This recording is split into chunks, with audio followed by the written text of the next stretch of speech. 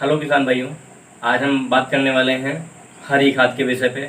जो हम आप किसान भाई हरी खाद देते हैं अपने खेतों में। हरी खाद अभी खरीफ का सीज़न चल रहा है और कई हमारे किसान भाई जो हैं अपने खेतों में हरी खाद देने के लिए पूरी तरह से इंतज़ाम कर चुके हैं और जो लेट हैं वो अब कर रहे हैं। हरी खाद के बारे में आज हम समझते हुए चलेंगे कि हमारे खेतों में हरी खाद इतना आवश्यक हो गया है, आजकल के दौर में इतना महत्वपूर्ण है हरी खाद देना हमारे आपके खेतों में। जो कई हमारे किसान भाई हैं जो इस बात को समझ रहे हैं कि हरी खाद नहीं, चलो ठीक है हम रासायनिक खाद प्रयोग कर लेते हैं, रासायनिक खाद दे रहे हैं। देखिए किसान भाइयों, आज एक फसली, दो फसली, सह फसली भी खेती कर रहे हैं। इसमें जो हमारे मिट्टी में पोषक तत्व हैं इनका लगातार दोहन हो रहा है। पौधे कोई भी फसल है, आप उनको तो न्यूट्रिएंट्स चाहिए है। तो उसके पर्याय में हम क्या करते हैं, हम रासायनिक खादों का अंधाधुंध प्रयोग कर रहे हैं। अब रासायनिक खादों का जो हम प्रयोग कर रहे हैं इसमें आपका मुख्य हो गया यूरिया, नाइट्रोजन दे रहे हैं आप, फास्फोरस दे रहे हैं, पोटास दे रहे हैं, जिंक दे रहे हैं।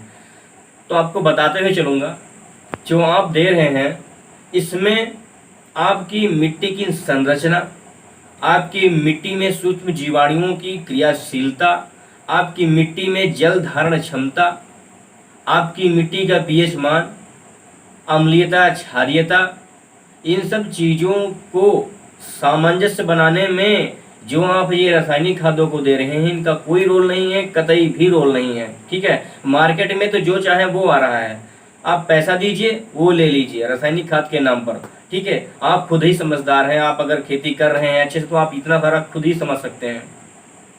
आ जाते हैं फिर हम लौट के मुख्य बिंदु पे अपने।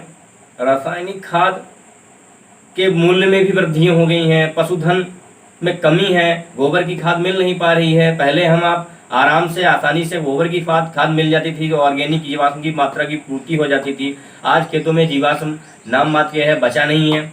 हमें इतना ज़रूरी हो गया है कि हरी खाद हमारे खेतों में चाहिए ही चाहिए है। और आपको बताते हुए चलेंगे हम, जो भी हमारे किसान भाई जो ये समझते हैं कि हम अपने खेतों में हरी खाद सिर्फ नाइट्रोजन और जीवाश्म की मात्रा के लिए दे रहे हैं, नहीं, गलत सोच रहे हैं आप। हमारे खेतों में हरी खाद जो है वो नाइट्रोजन और जीवाश्म के अलावा जो हमारे सूक्ष्म माइक्रोन्यूट्रिएंट्स हैं उनको भी जुटाने में कारगर है।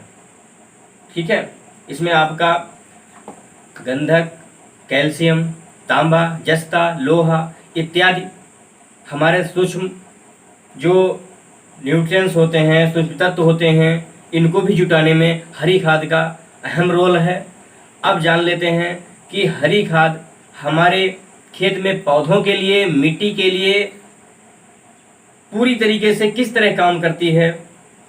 तो हरी खाद के आपके खेत में जाने से मृदा में वायु संचार जो होता है बहुत अच्छा होता है और पौधों की गतिशीलता, ये पौधों का विकास बहुत अच्छे से होता है। आपके जो पौधे हैं बहुत अच्छी वृद्धि करते हैं, रोग और कीट इनका प्रकोप अपेक्षाकृत कम होता है। हरी खाद देने से आपके खेत में जल धारण क्षमता तो बढ़ती ही है, साथ में कार्बनिक पदार्थों की मात्रा अधिक होने से आपकी लागत में भी कमी आती है। आपको रासायनिक खादों का प्रयोग कम से कम मात्रा में या केमिकल्स का प्रयोग कम से कम करते हुए आप प्रति हेक्टेयर अच्छा उत्पादन लेने में बिल्कुल समर्थ हो जाते हैं और अच्छा उत्पादन मिल जाता है आपको।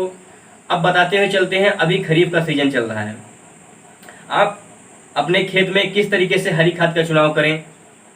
खरीफ का सीजन चल रहा है, खरीफ के सीजन में आप सनई, ढेंचा, मूंग, उड़द, लोबिया इस तरीके से हरी खादों को अपने खेत में पलट सकते हैं। ये इस समय सीजन चल रहा है, अप्रैल से जुलाई तक का ये रहेगा अवधि, तो ये मनकालीन का। अब आ जाते हैं, थोड़ा सा चुनाव करते समय इनको थोड़ा सा ध्यान रखना चाहिए। जो ऐसे आप हरी खाद में ऐसी फसल का चुनाव, ऐसे इसमें हरी खाद का चुनाव करें जैसे आपका जल्दी से बढ़ने वाली हो, कम समय में पूर्ण समय अगली मुख्य फसल के पहले वो आपके अपने खेत में आप दबा दें। ठीक है, कल्ले ज़्यादा निकलते हों, उनमें पोषक तत्व प्रबंधन कम से कम हो, जो हरी खाद की बात कर रहे हैं, तो और इसमें शाखाएं और कल्ले अधिक होने से इसमें आपको जो ग्रीन मैन्योर आपका जो हरी खाद है वो ज़्यादा से ज़्यादा पौधे दबेंगे, आपको जीवाश्म की अच्छी मात्रा नाइट्रोजन।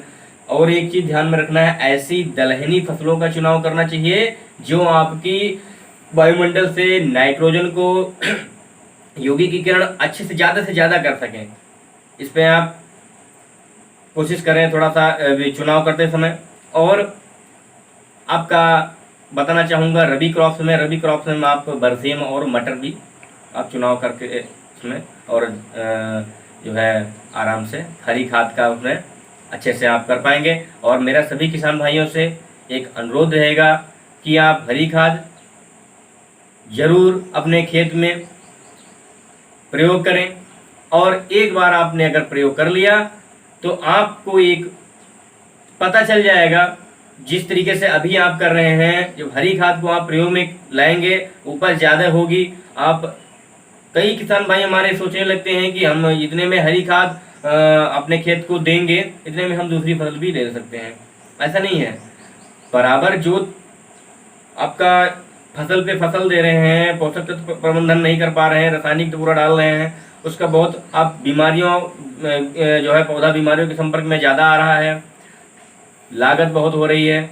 अब इसमें अगर आप हरी खाद का प्रयोग करते हैं तो निश्चित ही आप अधिक पैदावार लेंगे कम से कम लागत के साथ में। इसी के साथ मिलते हैं अगले वीडियो में। धन्यवाद। किन्हीं कारणों बस हमारा कुछ समय के लिए वीडियो अपलोड नहीं हो पाए, लेकिन अब निश्चित ही हर अपने समय के हिसाब से समसामयिकी के हिसाब से, जैसे जो भी सीजन चल रहा है, जो भी समय है फसल बुवाई का या कीट प्रबंधन रोग प्रबंधन का, सारी वीडियो आपको समय पे मिलती रहेंगी। और यह भी आप बताएं कि आप वीडियो कहाँ से देख रहे हैं, किस जिले से देख रहे हैं, और यह वीडियो आप यूट्यूब से देख रहे हैं या फेसबुक से देख रहे हैं, हमें कमेंट करके ज़रूर बताइए।